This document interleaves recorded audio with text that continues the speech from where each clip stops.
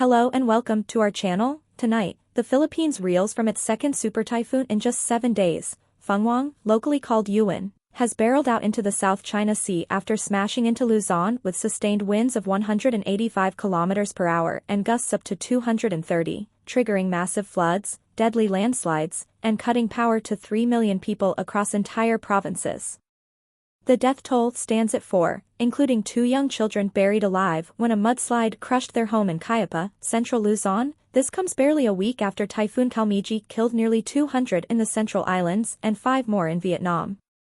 Authorities evacuated an astonishing 1.4 million people ahead of landfall Sunday night in Dinalungan, Aurora province. By Monday, 318,000 remained in evacuation centers, gymnasiums, theaters, relatives' homes turned into temporary refuges.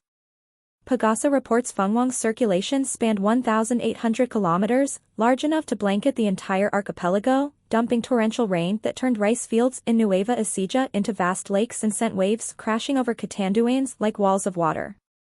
Drone footage shows highways split in two in Dipaculo, homes reduced to splinters, families wading through chest-deep floods salvaging what little they can. Survivors speak of a night without sleep. 69-year-old Filomena Mariano in Santiago City sat vigil with her grandchildren, praying as the wind screamed. "I just waited for it to pass," she told Reuters. Romeo Mariano in Isabela emerged at dawn to find tree branches speared through his roof, metal sheets peeled back like tin cans. In Metro Manila, a lone man trudges through flooded streets under a grim sky, captured by Anadolu Getty images, while in Aurora, Ezra Akayan's lens freezes the moment residents pull soggy belongings from storm surge wreckage. The human toll is heartbreaking. One man drowned securing his boat in Catanduanes, a woman died trapped beneath her collapsed home in Catbalogan City.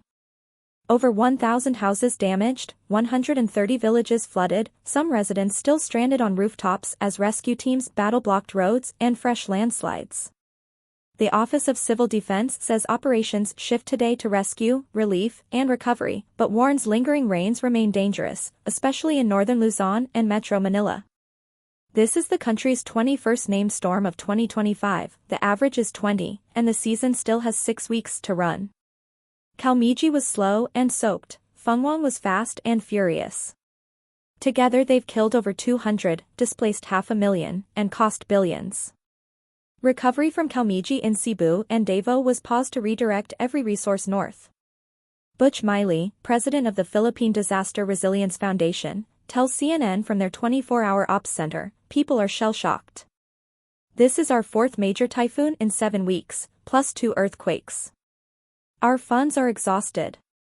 Complicating everything, a massive corruption scandal over flood control projects.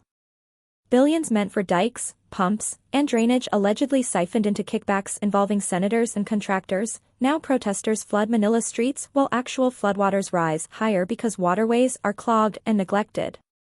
Pagasa specialist Benison Esterija explains the new reality. "We used to track landfall. Now we track the rain band. It's so wide, areas 300 kilometers from the eye are drowning." 8 years of record hot oceans fuel these monsters. The Western Pacific is Earth's most active basin, and climate change loads the dice. Taiwan braces next. Fung-wong weakened but still dangerous, heading for Hualien with 150 kilometers per hour winds. Schools closed, evacuations ordered in landslide zones. Ferries grounded, fishing fleets secured. Back home, President Ferdinand Marcos Jr. declared a state of emergency last Thursday. The US and Japan stand ready with aid, but Manila hasn't requested it yet. Schools and government offices stay closed until Wednesday. Over 325 domestic and 61 international flights canceled, 6,600 commuters and cargo workers stranded at ports now resembling lakes. Rescue never stops. Coast Guard boats plow through floods in Laurel, Batangas, pulling families from rooftops. In Quezon City, a little girl at an evacuation center tells AP she misses her dog that ran away in the wind. Her mother whispers, "We have nothing left but each other." We're tracking Fung-wong live toward Taiwan, embedded with PDRF relief convoys, and amplifying survivor voices.